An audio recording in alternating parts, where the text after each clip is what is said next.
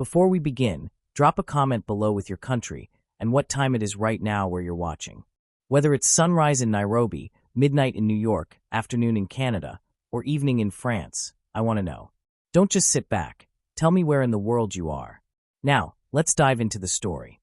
The sun was slipping low when the drifter stepped into Redhaven's saloon, the doors creaking like an old warning. Dust clung to his boots, his coat hung loose on narrow shoulders, and his hat shadowed a face that looked more tired than dangerous. Inside, cowboys leaned over cards and whiskey, laughter rolling with the smell of tobacco smoke. Their eyes turned as he entered, and the silence that followed lasted just long enough to sting. Then came the laughter again, sharper this time, directed at him. "Look what the wind blew in," one cowboy jeered, slamming his mug against the bar. Another grinned wide, pointing at the drifter's patched coat. "Hope you brought coin, stranger, or you'll be cleaning boots for your supper." The drifter said nothing. His eyes scanned the room once, steady, then lowered. To them, he was nothing but a worn-out wanderer. And that was exactly how he wanted it, until they pushed too far. They circled him like wolves around prey. One slapped the brim of his hat down over his eyes, another shoved his shoulder, daring him to fight. The drifter swayed but didn't strike back. Instead, he reached slowly for the bar, lifted a half-filled glass, and drank like the insults meant nothing. But humiliation burns slow, and the cowboys wanted more. "Tell us, stranger," said the largest of them, his voice dripping with mockery. "What's your name? Or do you not have one?" The drifter lifted his head, and for a brief moment, his eyes glinted with something that silenced even the jeers. It was gone in a blink, hidden under weariness, but it was enough to stir unease in the room. The bartender, polishing glasses, stiffened. He'd seen eyes like that once before, years back, in the middle of a gunfight that had left men dead before they could blink. The cowboys laughed again, brushing off the chill that touched them. "Ain't no harm in him," one sneered. "He's just another broke saddle tramp. Can't even hold his liquor." To prove it, another cowboy grabbed the drifter's drink and poured it over his coat. The saloon roared with laughter, whiskey dripping down his chest, but the drifter still didn't move. His silence unsettled more than anger ever could.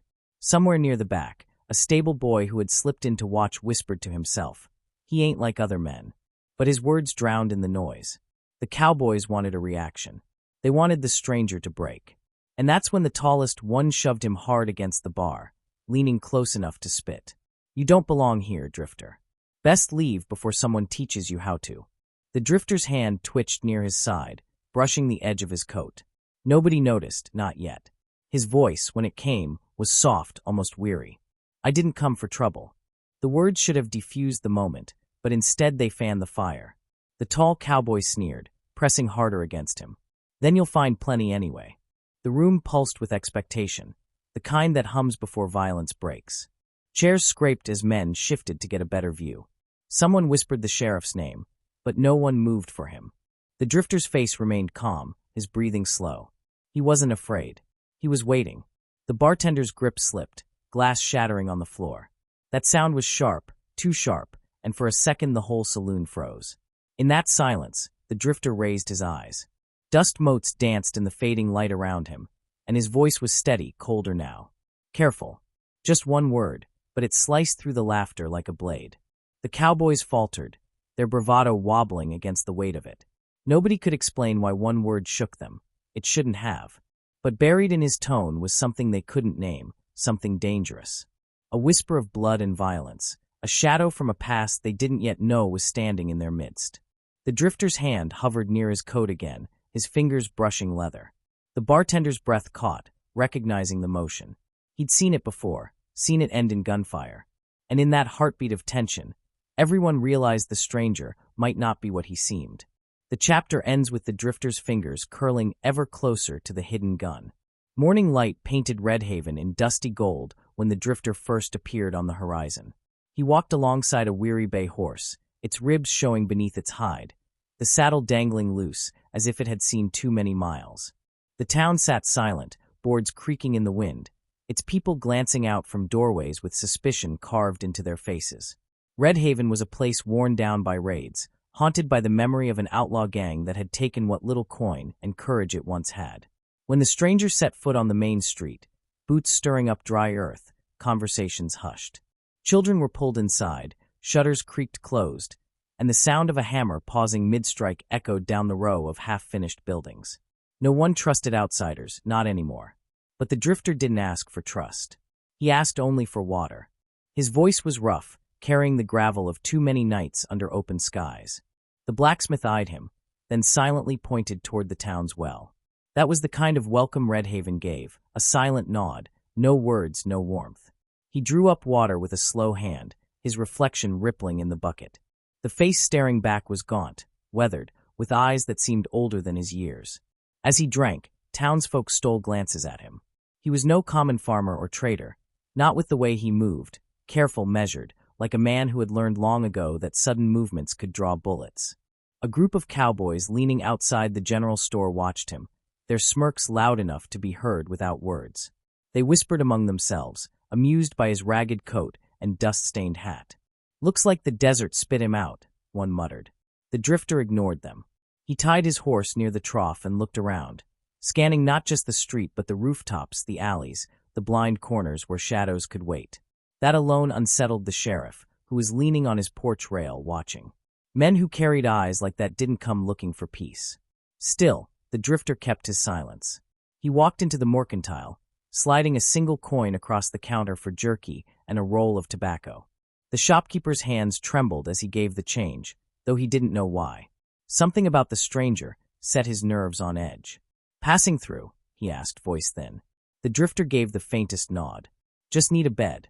That was all. No details, no story. But in towns like Redhaven, details mattered. Outsiders with no story were either running from something or hiding something worse. By the time the drifter stepped back onto the street, whispers were already crawling through town. The widow by the church murmured to her friend that she had seen eyes like his before, back when the Creed gang brought fire and blood. Her friend hushed her quick, but the thought hung in the air like smoke. By noon, he had taken a room above the saloon, a small corner with peeling wallpaper and a bed that smelled of stale whiskey. He rested his coat on the chair, but his hand lingered on the weight beneath it, the cold iron of a revolver that had not seen daylight in months. From the window, he watched cowboys gather, laughing loud and pushing one another, the false bravado of men who had never seen true bloodshed. He closed the curtain slowly, as if shutting out ghosts. But ghosts had a way of crawling back. Downstairs, the piano played a broken tune, glasses clinked, and the promise of whiskey-laced trouble brewed. The drifter lay back on the bed, closing his eyes, listening. He wasn't here for them, he told himself. He wasn't here to be noticed at all. He was just a shadow passing through Redhaven. That was the lie he repeated, though even he knew lies were fragile things. Evening crept in with the weight of heat and silence. The drifter rose, buckled his belt, and descended the narrow stairs into the saloon. Already, eyes tracked him. Men leaning back in chairs, boots propped up, grins curling. The barkeep glanced at him once, then quickly looked away. A stranger meant disruption, and disruption meant someone was bound to end up bleeding. He slid onto a stool, ordered nothing more than water, and kept his gaze fixed on the warped wood of the counter. That was when the laughter started. First low, then louder, aimed squarely at him. They mocked the dust on his coat, the hollowness of his frame, the quiet way he carried himself. To them, he was nothing but a drifter, one they could toy with for sport. He didn't answer. Not yet. He sipped his water, slow, steady. But deep inside, beneath the calm surface, the past pressed against him like a storm building in the dark. And soon, the storm would break. The sheriff of Redhaven was a tall, weathered man named Amos Larkin, with a gray mustache and eyes like storm clouds that never cleared. He had seen enough trouble to know when it was riding into town, and he knew the moment the drifter stepped off that dusty street, Redhaven's peace, thin as a spider's web, was in danger of tearing. That evening, as the drifter leaned against the post outside the saloon, Sheriff Larkin approached with boots grinding into the dirt. The townsfolk watched quietly from porches, pretending not to stare. "You ain't from here," Amos said flatly, resting his hand on his belt, near the iron that marked his authority. The drifter didn't look at him at first, just watched the horizon where the desert swallowed the sun. "No," he answered, voice low, steady. "Just passing through." Amos studied him for a long moment, measuring the man's stillness, the silence behind his words. "Then pass through quicker," the sheriff said. "Redhaven don't need no more ghosts walking its streets." The drifter's eyes flicked up then, calm but sharp enough to slice the air. For a heartbeat, Amos felt as if he were staring at a shadow made flesh. The sheriff left him standing there, but the unease lingered long after. By nightfall, whispers were moving through Redhaven like wildfire. A ranch hand at the livery claimed he'd seen the stranger's hand brush against a revolver as smooth as a man who'd spent his life tied to it. The barkeep told a miner that the drifter's eyes weren't the kind you found in peaceful men. They were carved from silence and regret. Soon, the story twisted, names drifting into it. Could be Creed, one man muttered in a corner booth. Silas Creed. Heard he's back. The name sent a chill, silencing the table. Silas Creed was the outlaw who had burned towns, left trails of bodies, and vanished years ago. To some, he was a ghost. To others, a nightmare that had never truly ended. No one dared speak it loud, not with children nearby. But the whisper spread all the same. Each retelling made the stranger more dangerous, until Redhaven itself seemed to lean back, waiting for him to reveal himself. Upstairs in the saloon, the drifter sat on the edge of his bed, listening. He didn't need to hear their words clearly. He could feel the shift in the air. Towns always smelled different when fear set in, like smoke before a fire. His revolver sat on the table beside him, polished though unused. He stared at it for a long time, a storm crossing his face that no one else could see. Downstairs, the piano struck a sour note, laughter rising in cruel waves as cowboys mocked the weak, the poor, anyone smaller than themselves. The drifter closed his eyes.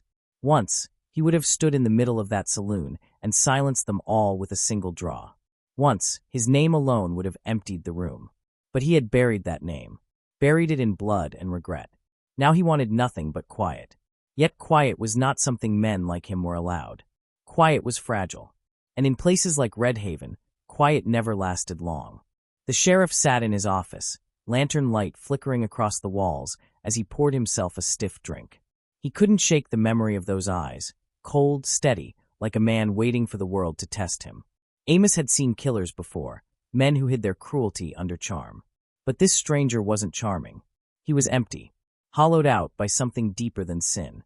Amos rubbed his temples, muttering to himself, "Lord help us if that's Creed." He thought of warning the town outright, but fear made people stupid.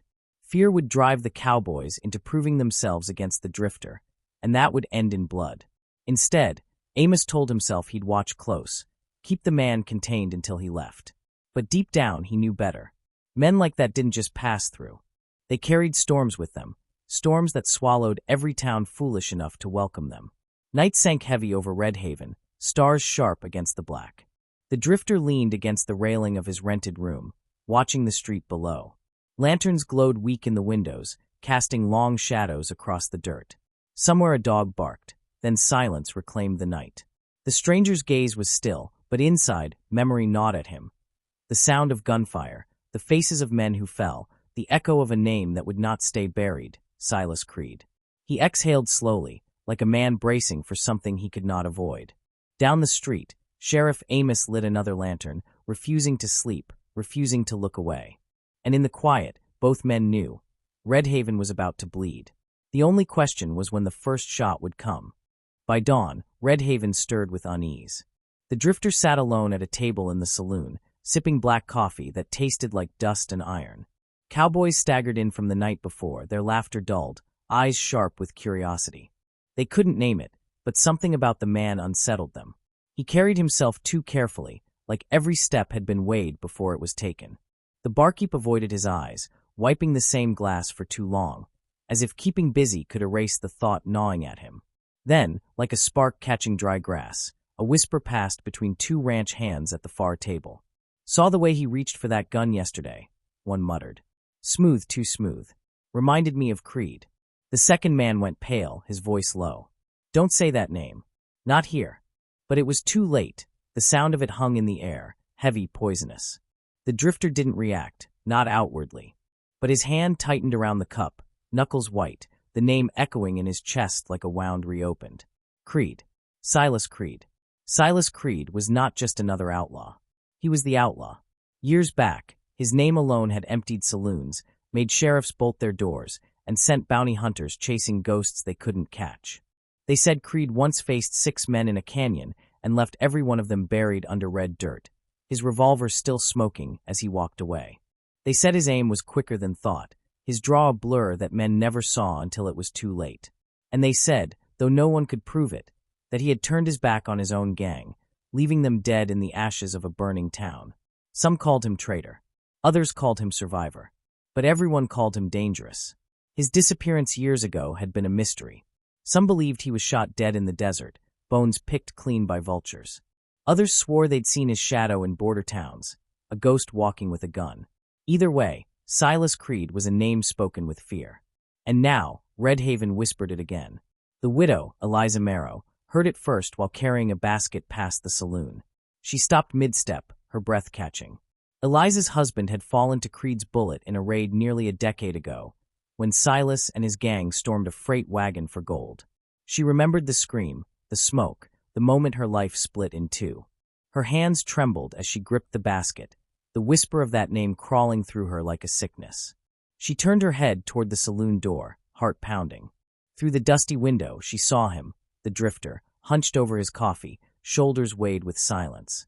She recognized nothing in his face, yet something in his stillness made her shiver. She hurried on, but the thought burned. If Creed had truly returned, then Redhaven was cursed to bleed again. Inside, the Cowboys pushed the whisper louder, emboldened by liquor and the need to prove their strength. Could be him, one sneered. The ghost of Creed. Another spat on the floor. I'll believe it when I see his draw. Until then, he's just a scarecrow in a coat. They laughed, but unease lingered behind the noise. Men who mocked death too loud often found it listening. The drifter raised his eyes once, sweeping the room with a glance that silenced the nearest table. It wasn't anger in his gaze. It was something worse, an old, weary knowing. As if he had buried too many men to count, and their shadows still walked behind him. The barkeep, throat dry, leaned close to a rancher and whispered, "Best let him be. If that's Creed, you don't want to be the fool who proves it." But Cowboys were proud, and pride makes men reckless. By nightfall, the whole town had heard the name again. Children whispered it like a ghost story, mothers hushed them, and men stood in knots on the street, voices low. Sheriff Amos Larkin sat heavy in his office, chewing on the end of a cigar that had gone cold. He knew the truth long before anyone else dared admit it. He had seen Creed once, years ago, on a street lined with bodies. The way the drifter moved, the way silence followed him, it was the same. Amos leaned forward, muttering to the empty room. "If you are Creed, then you brought hell to Redhaven." Outside, the wind carried dust across the street, rattling signs and shutters. In the saloon, the drifter sat alone, his revolver close at hand, his name buried in dust but clawing its way back to life. And somewhere deep inside, Silas Creed knew. No matter how far he had run, the past had finally caught up. The saloon was a storm waiting for thunder.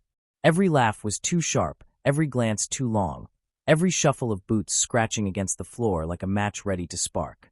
Silas sat at the corner table, his hat tilted low, but silence didn't protect him anymore.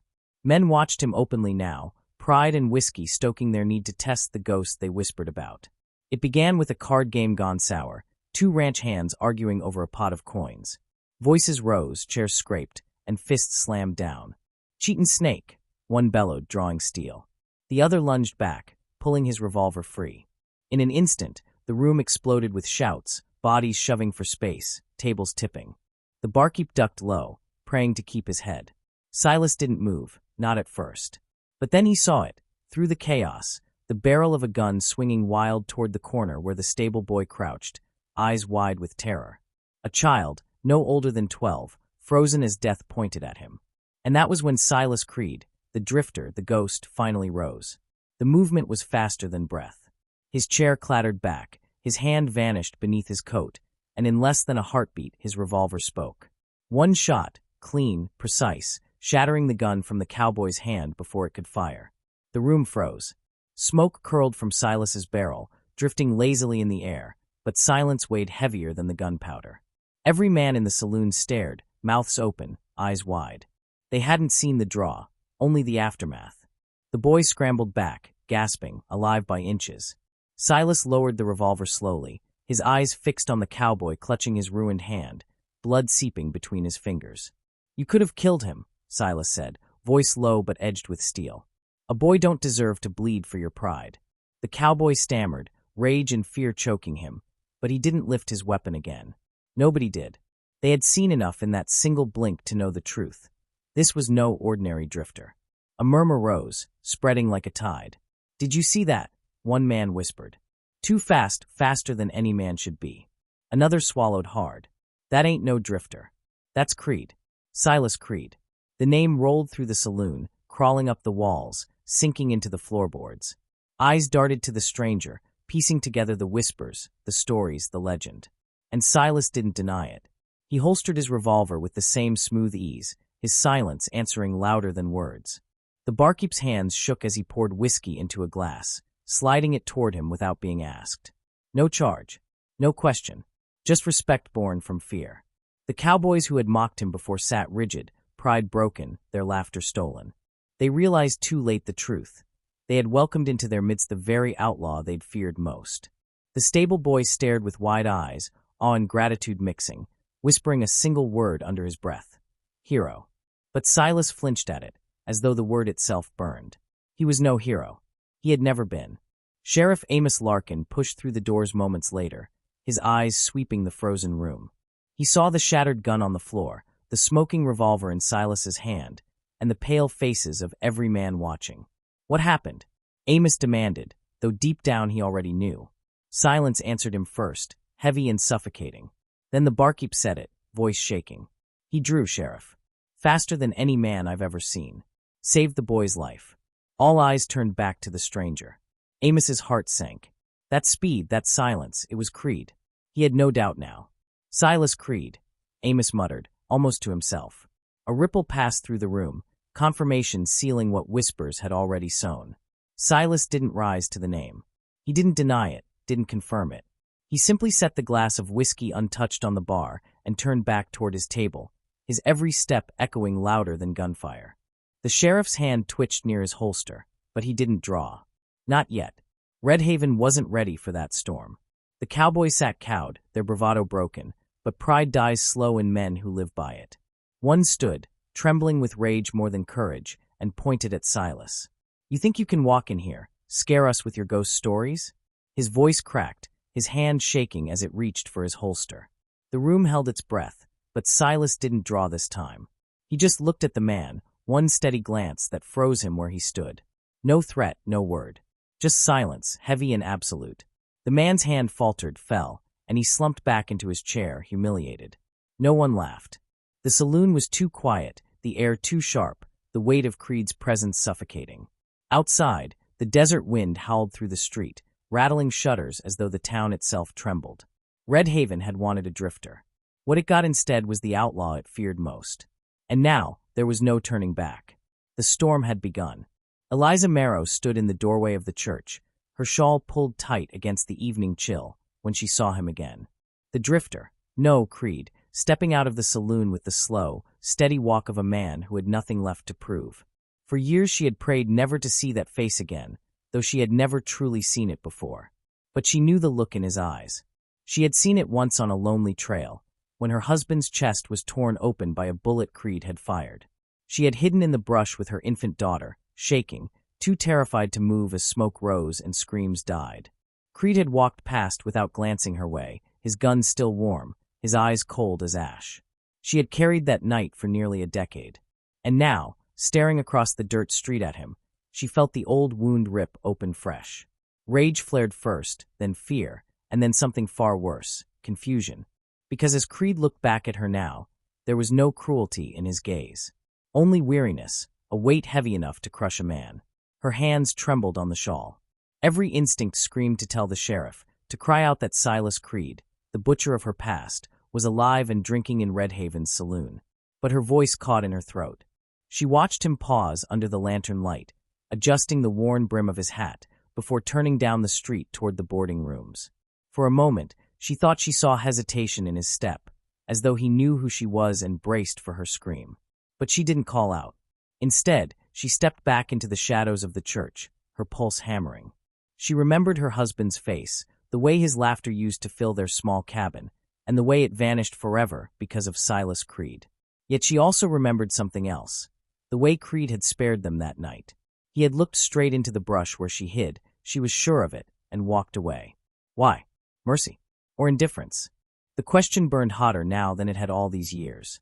That night she couldn't sleep. She lay awake on her cot, her daughter breathing softly beside her, the lantern dim. Memories twisted through her mind, the shot, the blood, the silence after. And now Creed's eyes, older, heavier, filled her thoughts like thunderclouds. She rose quietly, wrapped her shawl, and walked into the street. Redhaven was asleep, but the desert never was. The wind whispered through the alleys, carrying dust that stung her eyes. She found herself outside the saloon again, staring up at the second-floor window where Creed's lamp still glowed faintly. She whispered to herself, "What are you doing here?" She wanted to hate him, to curse his name, to scream loud enough to wake the whole town. But her voice faltered. Instead, she whispered her husband's name like a prayer swallowed by the wind. Inside that room, Creed sat on his bed, his revolver on the table, his face in his hands. Two souls awake in the same night, bound by the same wound. Morning broke harsh and bright. Eliza walked through town with her daughter at her side, eyes sharp as knives following Creed wherever he went. Some men nodded to her with respect, others whispered behind her back, knowing her tragedy. The sheriff caught her glance once and frowned, reading something unsettled in her expression. She wanted to tell him, to shout the truth, but when her daughter tugged her hand, she looked down at the child and remembered the choice Creed had made years ago. If he had pulled that trigger, her daughter would not exist. That thought struck like lightning. Could a man capable of such bloodshed also carry restraint? She didn't know, but she couldn't ignore it either. Later, outside the mercantile, she found herself standing in his shadow. Creed paused beside her, buying tobacco. Their eyes met, and in that silence, the years folded between them. She saw the weight of her husband's death in his gaze, saw that he remembered. Neither spoke. Neither needed to. Her hands clenched tight on the basket, and she walked away trembling. That night, Eliza prayed, but the prayer was torn. She prayed for justice, that the sheriff would take Creed and hang him for what he had done. She prayed for peace, that the ghost of her husband might rest. But in the cracks between those prayers, another rose unbidden, a prayer for Creed himself. For the man who had spared her once, who now carried his sins like chains across his shoulders. It broke her to admit it, but she saw something in him, something beyond the outlaw legend, beyond the name that haunted campfires. She saw a man trying, failing, and trying again to bury what he had been. Her tears fell as she whispered, "God, what do I do?"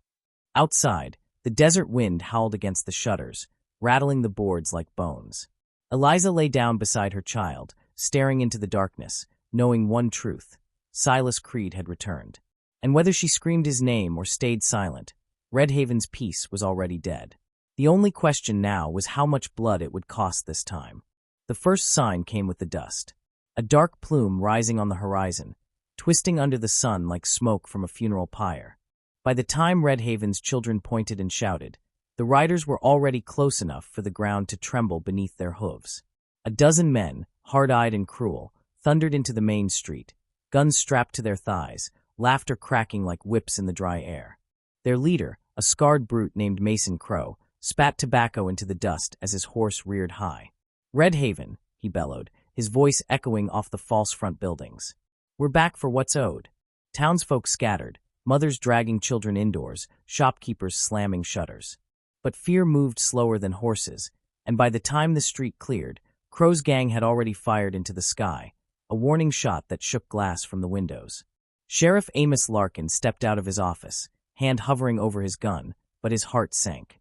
Redhaven's cowboys, who swaggered loud in safety, shrank like whipped dogs now. Not a man lifted his revolver. They all knew Mason Crow's gang, and none wanted to be the first to die. The outlaws dismounted, boots thudding into the dust, grins wide as they fanned out across the street.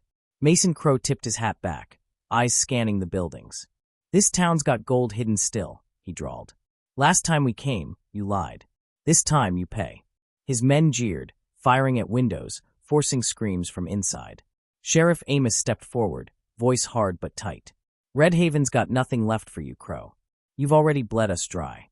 Crow laughed, cruel and hollow. "Then bleed again." He nodded to one of his men, who kicked in the door of the mercantile. Inside, shelves crashed as supplies were ripped free. Another outlaw grabbed a townsman who had been too slow to hide, shoving a pistol under his chin. The sheriff's hand twitched toward his weapon, but the numbers were against him.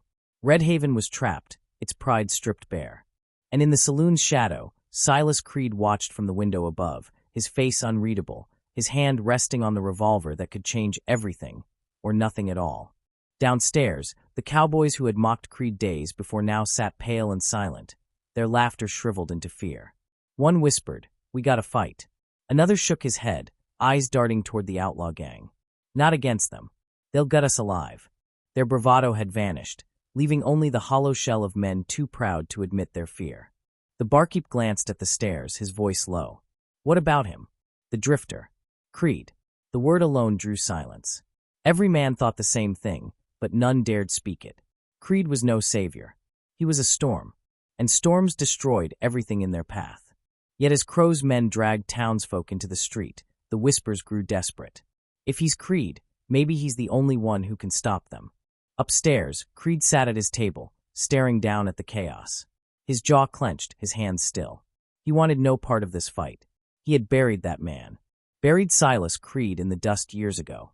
But Redhaven's cries clawed at him all the same. Eliza Marrow stood frozen in front of the church, her daughter clutching her hand. She watched Mason Crow's men shove an old rancher to his knees, a gun pressed to his temple. Rage surged in her chest, but so did helplessness. And then her eyes turned unbidden toward the saloon window where Creed sat. Their gazes locked across the distance, her fear meeting his silence. In that moment, she saw the storm stirring in him, the war between the man he wanted to be and the outlaw the world still believed he was. She wanted to scream his name, to force him into the street, to make him face the men who deserved his bullets more than her husband ever had. But she didn't. Instead, she whispered through clenched teeth, "Do something." The sheriff's voice cracked across the street, desperate. "Crow, let the man go." Crow only grinned wider, pressing the barrel harder. "Then give me your gold, Sheriff, or I'll paint your street red." Redhaven's silence trembled, and still Creed did not move. Sheriff Amos's hand hovered near his weapon, sweat dripping from his brow. He knew if he drew, the gang would cut him down before he cleared leather. Yet if he didn't, Redhaven's blood would stain the dirt anyway. The outlaws had come to feast on weakness, and weakness was all the town had left. Crow's men laughed, firing shots into the air, their cruelty echoing off the walls. And still, every eye found its way to the saloon, to the window where Creed sat. Waiting, watching, hating himself for the chains he had wrapped around his own hands. He closed his eyes, shutting out the screams, the chaos, the weight of their unspoken plea. He whispered to himself, "I can't." But his revolver gleamed in the lantern light, its steel whispering a different truth. The storm had returned to Redhaven, and whether Creed stood or stayed silent, the town was about to drown in it. The street stank of fear. Mason Crow's gang strutted like wolves among sheep, their pistols gleaming in the sunlight, their laughter cutting deep into Redhaven's bones. Silas Creed stayed at the saloon window, motionless, every muscle tight as rope. He told himself this wasn't his fight. Not this town. Not these people. He had buried that life years ago. But when the stable boy darted into the street, too brave, too foolish, everything shifted. The boy, small and wide-eyed, shouted, "Leave him alone," as Crow's men dragged an old rancher toward the hitching post. For a heartbeat, silence swallowed the town. Then the gang roared with laughter. One outlaw seized the boy by his collar, lifting him off the ground like a rag. "Look what we caught," he sneered. The boy kicked and struggled, his voice breaking as he cried for help. Silas's chest burned at the sound.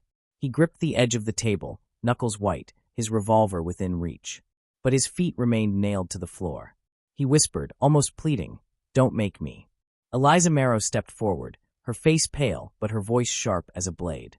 "Let him go," she cried, her daughter tugging at her sleeve. Mason Crow turned his grin on her, tipping his hat mockingly. "Well, well, the widow's got teeth." He nodded to his man, who pressed a revolver under the boy's chin. "Maybe we kill this pup first, then see who else howls." The townsfolk gasped, some weeping, others frozen. Sheriff Amos's voice cracked as he shouted, "Crow, enough. He's just a child." But the outlaw only laughed, enjoying the sheriff's helplessness. Eliza's eyes darted toward the saloon window, searching for Creed. She knew he was there. She could feel him watching.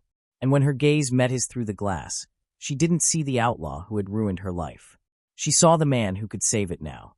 Her lips shaped the words, soundless but sharp, "Do something." Silas flinched, like the words were bullets themselves. Upstairs, the storm inside him finally broke. He rose, revolver in hand, pacing the narrow room like a caged animal. His breath came hard, his heart pounding against the weight of years he had tried to bury.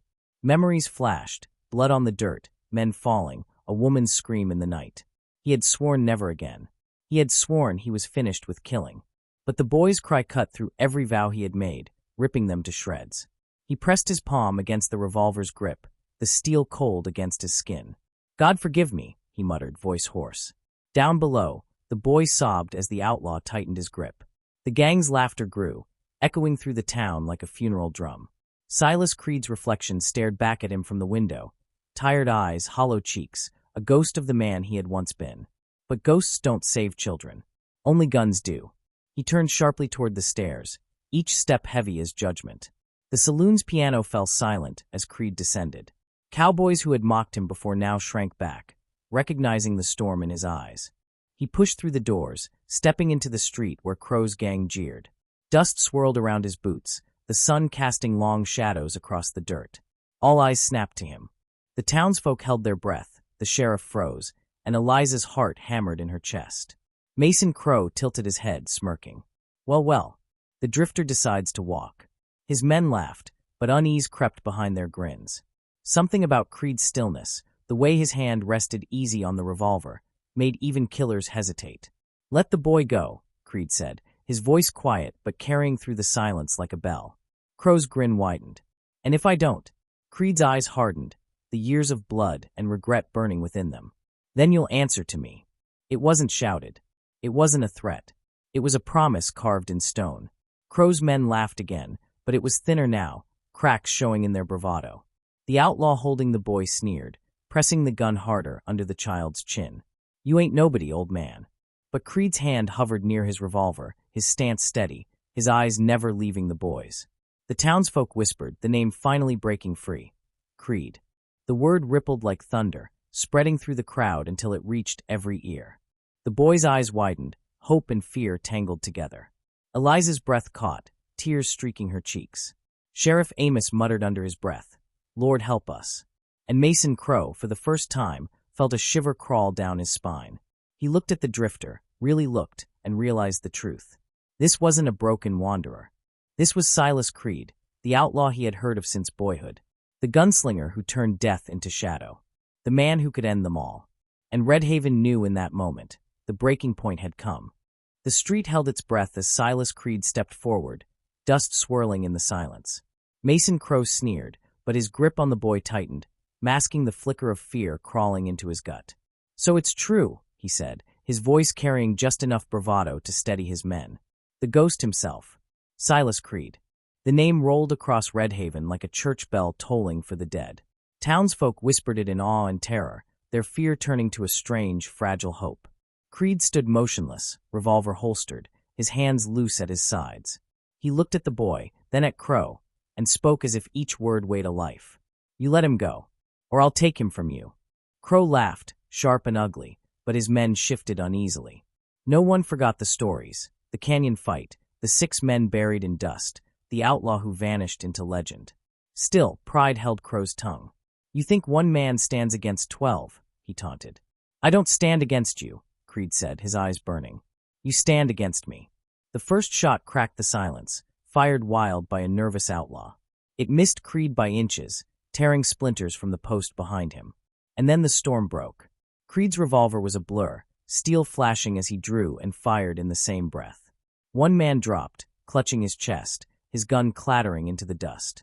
Another staggered back, his weapon shot clean from his hand.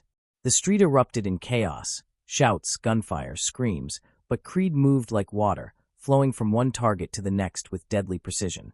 Townsfolk dove for cover, children hidden behind barrels as bullets ripped through the air. The sheriff drew too, not against Creed, but against Crow's men, joining the fray. Eliza pulled her daughter into the church, whispering frantic prayers as glass shattered around them. And still, Creed stood in the open, the sun at his back, his revolver spitting fire. He was no drifter now. He was Silas Creed, the gunslinger reborn, and Redhaven saw the truth of every whispered story. Mason Crow shoved the boy aside, snarling as he drew both pistols, firing at Creed with furious speed.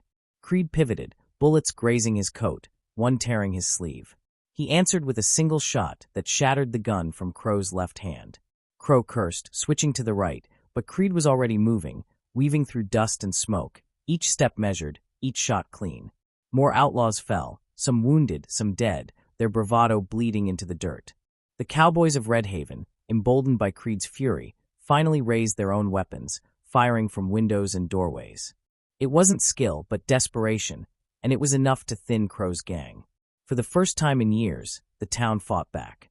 Creed reloaded with a flick of his wrist, his hands steady, his eyes unblinking. Every movement was muscle memory, a dance carved from blood and time.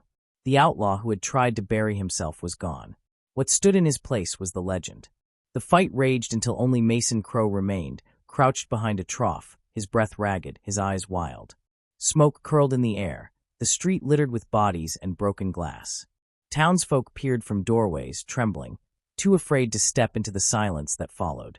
Sheriff Amos lowered his gun, staring at Creed with something between awe and dread. Eliza emerged from the church, her daughter clutching her hand, her face pale with shock. Creed stood in the center of the street, revolver still in hand, his chest rising slow, his eyes locked on Crow. The scarred outlaw spat into the dust, blood on his lip. "You should have stayed dead," he growled. Creed's reply was quiet, but it cut deeper than a bullet. "Maybe I should have." He stepped forward, gun raised, the weight of the moment pressing down on everyone. This was no longer a battle. It was judgment. Crow rose, desperate, firing his last bullet. It struck Creed's hat clean off, grazing his scalp, drawing blood. But Creed didn't falter. In one swift motion, his revolver roared, sending Crow's pistol spinning from his hand. Silence fell, broken only by the outlaw's ragged breathing. Creed stood over him, revolver aimed, every eye in Redhaven fixed on the choice before him. To kill Crow would be easy. Expected. The outlaw deserved it, the town wanted it, and Creed himself could end it with a single squeeze. But his hand trembled. He saw the boy, still huddled against the post, eyes wide. He saw Eliza, her face torn between hatred and hope. And he saw himself, reflected in the eyes of the man at his mercy. He could kill, and remain the gunslinger the world feared. Or he could spare him, and prove he was more than that. Slowly, painfully, Creed lowered his gun. "No more blood," he said. "Not today." The choice stunned the town into silence. Mason Crow sagged, beaten, humiliated, alive. And in that moment, Silas Creed revealed not just his skill, but his soul. The street held its breath as Silas Creed stepped forward, dust swirling in the silence. Mason Crow sneered, but his grip on the boy tightened, masking the flicker of fear crawling into his gut. "So it's true," he said, his voice carrying just enough bravado to steady his men. "The ghost himself. Silas Creed." The name rolled across Redhaven like a church bell tolling for the dead. Townsfolk whispered it in awe and terror, their fear turning to a strange, fragile hope. Creed stood motionless, revolver holstered, his hands loose at his sides. He looked at the boy, then at Crow, and spoke as if each word weighed a life. "You let him go, or I'll take him from you." Crow laughed, sharp and ugly, but his men shifted uneasily. No one forgot the stories, the canyon fight, the 6 men buried in dust, the outlaw who vanished into legend. Still, pride held Crow's tongue. "You think one man stands against 12, he taunted. "I don't stand against you," Creed said, his eyes burning. "You stand against me." The first shot cracked the silence, fired wild by a nervous outlaw. It missed Creed by inches, tearing splinters from the post behind him. And then the storm broke. Creed's revolver was a blur, steel flashing as he drew and fired in the same breath. One man dropped, clutching his chest, his gun clattering into the dust. Another staggered back, his weapon shot clean from his hand. The street erupted in chaos, shouts, gunfire, screams, but Creed moved like water, flowing from one target to the next with deadly precision. Townsfolk dove for cover, children hidden behind barrels as bullets ripped through the air. The sheriff drew too, not against Creed, but against Crow's men, joining the fray. Eliza pulled her daughter into the church, whispering frantic prayers as glass shattered around them. And still, Creed stood in the open, the sun at his back, his revolver spitting fire. He was no drifter now. He was Silas Creed, the gunslinger reborn, and Redhaven saw the truth of every whispered story. Mason Crow shoved the boy aside, snarling as he drew both pistols, firing at Creed with furious speed. Creed pivoted, bullets grazing his coat, one tearing his sleeve. He answered with a single shot that shattered the gun from Crow's left hand. Crow cursed, switching to the right, but Creed was already moving, weaving through dust and smoke, each step measured, each shot clean.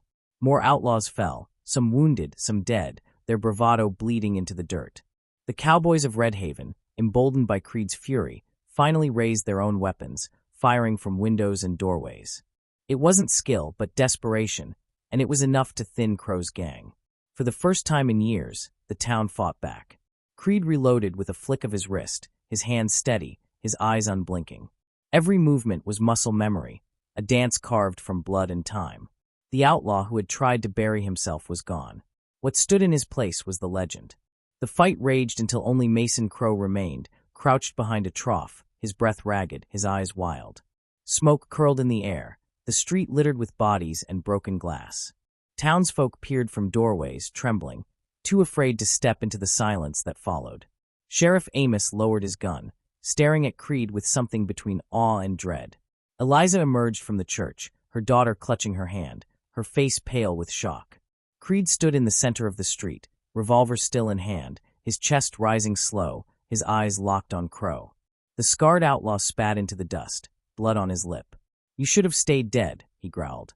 Creed's reply was quiet, but it cut deeper than a bullet. "Maybe I should have." He stepped forward, gun raised, the weight of the moment pressing down on everyone. This was no longer a battle. It was judgment. Crow rose, desperate, firing his last bullet. It struck Creed's hat clean off, grazing his scalp, drawing blood. But Creed didn't falter. In one swift motion, his revolver roared, sending Crow's pistol spinning from his hand. Silence fell, broken only by the outlaw's ragged breathing. Creed stood over him, revolver aimed, every eye in Redhaven fixed on the choice before him.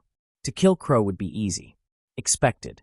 The outlaw deserved it, the town wanted it, and Creed himself could end it with a single squeeze. But his hand trembled. He saw the boy, still huddled against the post, eyes wide.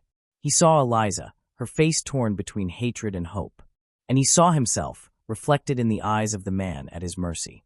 He could kill, and remain the gunslinger the world feared. Or he could spare him, and prove he was more than that. Slowly, painfully, Creed lowered his gun. "No more blood," he said. "Not today." The choice stunned the town into silence. Mason Crow sagged, beaten, humiliated, alive.